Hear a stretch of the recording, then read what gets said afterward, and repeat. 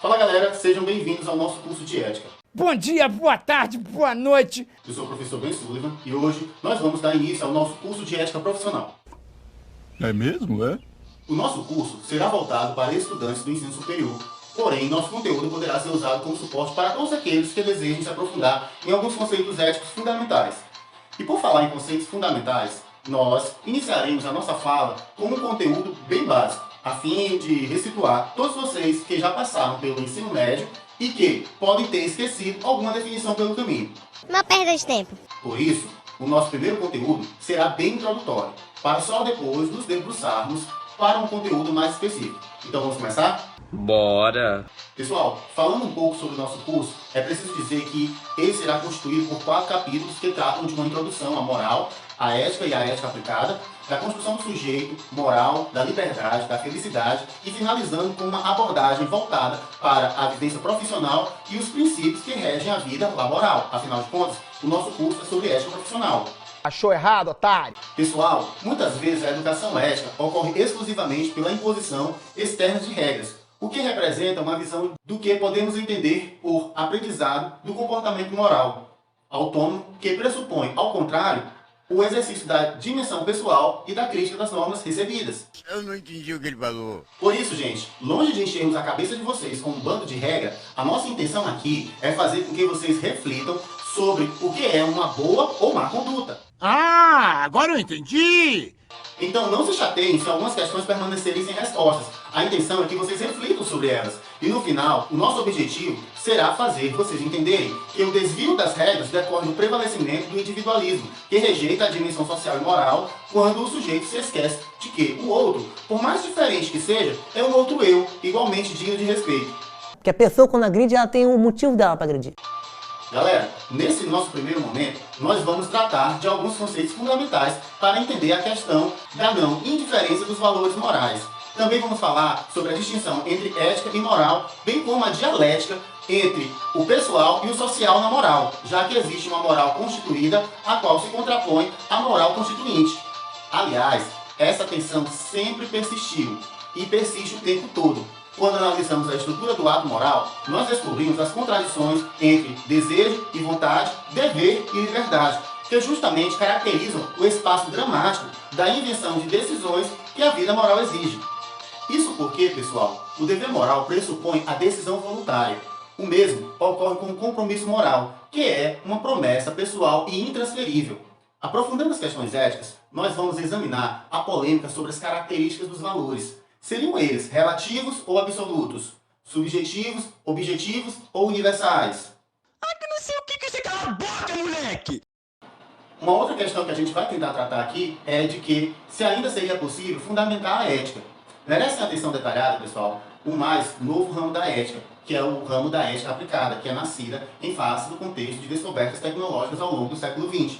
Nesse período, apesar dos avanços tecnológicos e científicos, como o desenvolvimento da engenharia genética, nós presenciamos os efeitos danosos de práticas não sustentáveis em relação ao meio ambiente, o que exigiu o diálogo multidisciplinar e a formação de comitês de ética, seja em qual área for. Nisso a gente pode dar destaque para 3 ramos da ética aplicada, que é a bioética, a ecoética e a ética dos negócios, que é a que nos interessa aqui de forma mais direta.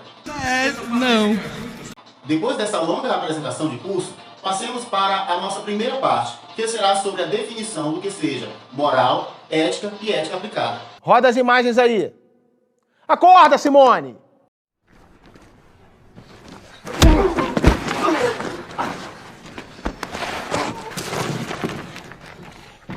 Pra cá trouxeram a Rachel, Gordon. Depois que seus homens a entregaram. Foi aqui que ela morreu. Eu sei, eu estive aqui. Tentando salvá-la. Mas não salvou. Não consegui. É, mas poderia. Se tivesse me escutado. E reagido contra a corrupção. Em vez de fazer o seu pacto com o diabo. Eu tentei lutar contra a máfia! Você não ousaria tentar se justificar se soubesse o que eu perdi. Você não vai machucar minha família. Não. Só a pessoa que você mais ama. Abaixa essa arma, Harvey. Harvey, abaixa a arma. Por favor. Por favor, Harvey. Por favor. Mas que coisa! Quer parar de apontar a arma pra minha família? Não! E o vencedor? Não, Jimmy, faz ele parar! Harvey! Não,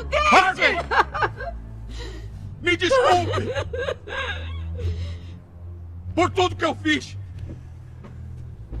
Mas, por favor, não machuca meu filho. Você não quer ferir o menino, Harvey? Não importa o que eu quero, importa o que é justo!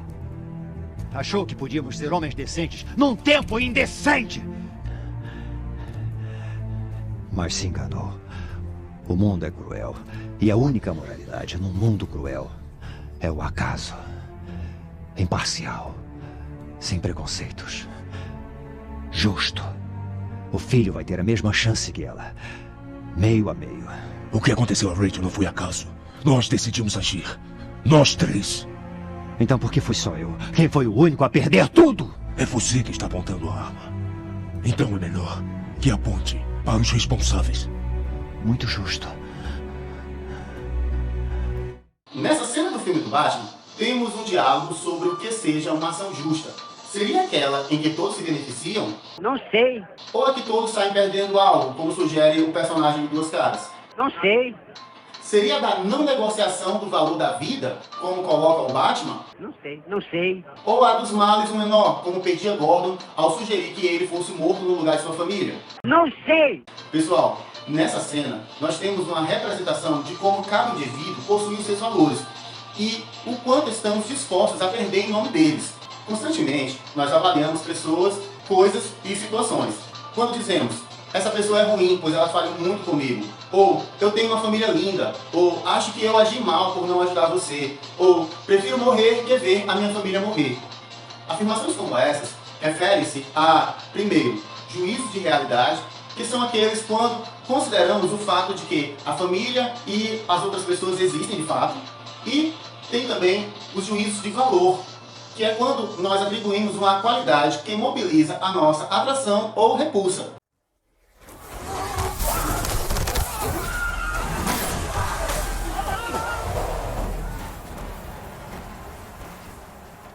Contemplem minha obra, poderosos, e se desesperem. Nada mais resta, junto à decadência das ruínas colossais, ilimitadas e nuas. Areais solitários se estendem à distância. Byron. 1818. Magnífico. Por compor algo tão majestoso, alguém poderia morrer feliz. Se morresse. Observe que nos exemplos destacamos valores de utilidade, que são coisas úteis ou inúteis, de beleza, como coisas belas e feias, morais, como agir bem ou agir mal. Desse modo, os valores podem ser utilitários, estéticos, éticos, econômicos e de outros tipos, como lógicos, sejam eles verdadeiros ou falsos, ou religiosos, que sejam sagrados ou profanos, e por aí em diante. Mas o que são valores? Uma dádiva dos ninjas. Embora a temática dos valores seja tão antiga quanto a humanidade, só no século XIX surgiu a teoria dos valores ou a axiologia. Nem existe isso, você está inventando palavras. A axiologia não se ocupa do ser, como a metafísica filosófica faz, mas do dever ser, ou seja, de como deveríamos ser, ou melhor, de como devemos agir. Os seres, sejam eles coisas inertes, seres vivos ou ideias, eles mobilizam a nossa afetividade por atração ou repulsa. Portanto, algo possui valor quando não nos deixa indiferentes. É nesse sentido que Garcia Moretti diz: os valores não são, mas valem. Uma coisa é valer e outra coisa é ser. Quando dizemos de algo que vale, não dizemos nada do seu ser, mas dizemos que não é indiferente. A não indiferença é a essência do valer. Os valores não têm, pois, a categoria do ser, mas a categoria do valer. O valer é uma qualidade. Falo com tranquilidade. Em um primeiro momento, os valores são herdados. Quando nascemos, o mundo cultural é um sistema de significados já estabelecido de tal modo que aprendemos desde cedo como nos comportar à mesa, na rua, diante de estranhos, ou como, quando e quanto falar em determinadas circunstâncias, como andar, correr, brincar, ou como também cobrir o corpo e quando desnudá-lo, como apreciar a beleza ou a feiura e quais são os nossos direitos e deveres. Então, gente, conforme atendemos ou transgredimos os padrões, os comportamentos são avaliados como bons ou maus, seja do ponto de vista ético, estético, religioso, etc. Segundo a valoração, as pessoas podem achar bonito ou feio o desenho que acabamos de fazer, criticar-nos por não termos cedido lugar a uma pessoa mais velha, considerar bom o preço que pagamos por uma mercadoria, elogiar-nos por manter a palavra dada. Tudo isso também são outros exemplos. Nós próprios nos alegramos ou nos arrependemos das nossas ações. Isso significa, pessoal, que o resultado de nossos atos está sujeito à sanção em intensidades variadas. A crítica de um amigo, aquele olhar da mãe, a indignação ou até a coerção física quando alguém é preso por um crime cometido. It's hard to know whether to despair or to laugh at what's happened inside this ancient Spanish church. For over a century, this fresco of Jesus has graced the wall just to the right of the altar. Naturally, over the years, its surface has deteriorated. It looked like this a few weeks ago. The damage was a real worry for one elderly worshipper. It prompted her to do a little restoration of her own, with results which were quite disastrous. This really is the same painting, comprehensively ruined. Poor old Cecilia Gimenez, in her 80s, is now having to defend herself and her skills. Her excuse seems to be that she hadn't quite finished. Deus me defenderá. Pois porque esta vez me puse I started fixing it, but then I had a last-minute trip with my son, and I thought, I'll finish it when I get back. And when I got back, the whole village was there, and I couldn't defend myself. I said, let me finish it, and they said, don't touch it. A restorer will come and will fix it. Don't touch it. She doesn't seem to know whether to laugh or to cry either, but she insists that the priest knew exactly what she was doing and that she can paint. Sim. Desde los 5 años. Since I was 5 years old, I've had many exhibitions and sold so many paintings. Nothing like this has ever happened. Joking aside, it is now a pretty big problem for the real restorers. The fresco wasn't priceless, but it is valuable and it needs fixing. Experts are not too hopeful. Idoso é covarde, rapaz. Gente, embora haja diversos tipos de valores, nós vamos considerar neste nosso curso os valores éticos ou morais. Não vamos falar de valores religiosos e nem de valores estéticos de forma direta. Legal! Bem louco! Falemos agora sobre moral e ética. O que é ser moral? Para que ser moral? As respostas a essas duas questões são cruciais para orientarmos nossa conduta em relação aos outros e a nós mesmos. O que entendemos por bem ou por mal pode definir que tipo de pessoa queremos ser e que compromisso temos com os valores éticos e morais. Primeiro, moral é o conjunto de regras que determinam o comportamento dos indivíduos em um grupo social. Em um primeiro momento, o sujeito moral é o que age bem ou mal ao acatar ou transgredir as regras morais admitidas em determinada época ou por um grupo de pessoas. Pessoal, a moral também refere-se à ação moral concreta. Quando nos perguntamos o que devo fazer, ou como devo agir nessa situação, ou o que é certo, ou o que é condenável. Porque isso, pessoal, diz respeito ao momento do agora, à ação prática. Já a ética, ou filosofia moral, é a reflexão sobre as noções e princípios que fundamentam a vida moral. Esses princípios e noções dependem da concepção do ser humano, tomada como ponto de partida. Logo você, que fez catequese, que fez crisma, te tirei de dentro da igreja. Eu sou uma pessoa normal, rapaz. Eu fiz catequese pra pegar mulher. Pessoal, do ponto de vista da ética, podemos ainda perguntar se há uma hierarquia de valores a obedecer e se houver o bem supremo e a felicidade. Qual seria? O prazer? A utilidade? O dever? A justiça? Justiça é muito injusta, né, Rogerinho? Tem que acabar a justiça. É possível ainda questionar se os valores são essências, se ele tem conteúdo determinado, universal, válido em todos os tempos e lugares, ou ao contrário, se eles são relativos. Pessoal, a gente vai voltar a esse assunto mais adiante. Por enquanto, isso aqui é só para ferver um pouco a cabeça de vocês. Mas primeiro, é preciso que vocês entendam que a moral possui um caráter histórico e social. Pois, quando nascemos, o mundo cultural é um sistema de significado já estabelecido, de tal modo que aprendemos regras de comportamento desde cedo. Existe, portanto, galera, uma moral constituída com regras que nos permitem distinguir o ato moral do imoral. As normas morais variam conforme o tempo e o lugar, bem como dependem das formas de relacionamento e das práticas de trabalho em determinada sociedade. À medida que as relações se alteram, ocorrem modificações nas normas de comportamento coletivo. Isso nos coloca no meio de uma questão. Somos livres ou temos sempre que nos subjugar ao reino do dever? Achei que o jardim fosse o lugar certo para ela. Entre coisas vivas. Na verdade, fiquei muito avariado na missão. E ela me recompôs. Eu nunca conhecera tal ternura. Com certeza não do Sr. Wayland. ou de qualquer humano.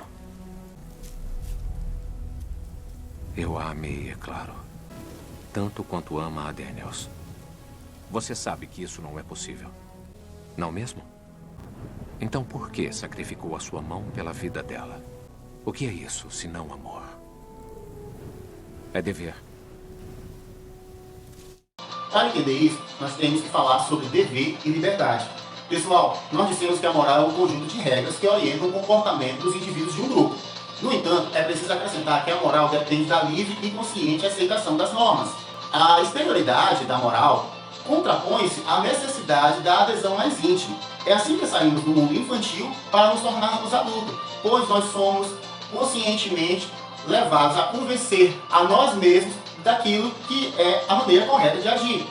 A ampliação do grau de consciência de liberdade e, portanto, de responsabilidade no comportamento moral introduz um elemento contraditório entre a norma vigente e a escolha pessoal, pois se aceitarmos unicamente o caráter social da moral, o ato moral reduz ao cumprimento de normas estabelecidas e de valores dados e não discutidos. Nessa perspectiva, a educação moral visaria apenas inculcar nas pessoas a correta observância das regras e o temor de sanções decorrentes de seu descumprimento. Ou seja, as pessoas agiriam corretamente não porque elas acreditam que aquela é a forma correta de agir, mas por medo de serem punidas. Por sua vez, pessoal, ao aceitar como predominante a interrogação do indivíduo que apenas tem em vista seus próprios interesses, isso também destrói a moral. Pois o ser humano não é um Robinson Crusoe em uma ilha deserta. Ele convive com outras pessoas. E qualquer ato seu compromete aquele que os cercam. Portanto, galera, cabe ao sujeito moral viver as contradições entre esses dois polos, que é o social e pessoal, tradição e inovação. Não há como optar por apenas um desses aspectos, porque ambos constituem o próprio tecido da moral. Disciplina é liberdade, compaixão é fortaleza, ter bondade é ter coragem. Dizendo de outro modo, a decisão voluntária cria um dever que resulta da consciência da obrigação moral. Nesse caso, o dever moral não se cumpre por imposição externa, mas conforme a norma livremente assumida. Eis aí porque o ato moral autônomo pressupõe, ao mesmo tempo, dever e liberdade, pois essa flexibilidade não significa uma defesa do relativismo, em que todas as formas de conduta seriam aceitas indistintamente, mas sim que, ao aceitar livremente, através de uma reflexão, agir de forma correta, você está dando uma lei moral para si mesmo. Portanto, você está sendo um indivíduo autônomo. Não, eu nunca fiz isso. A senhora fez, nós temos gravado. Bom, pessoal, eu vou ficando por aqui. Espero que vocês tenham gostado e nos vemos na próxima aula. Falou!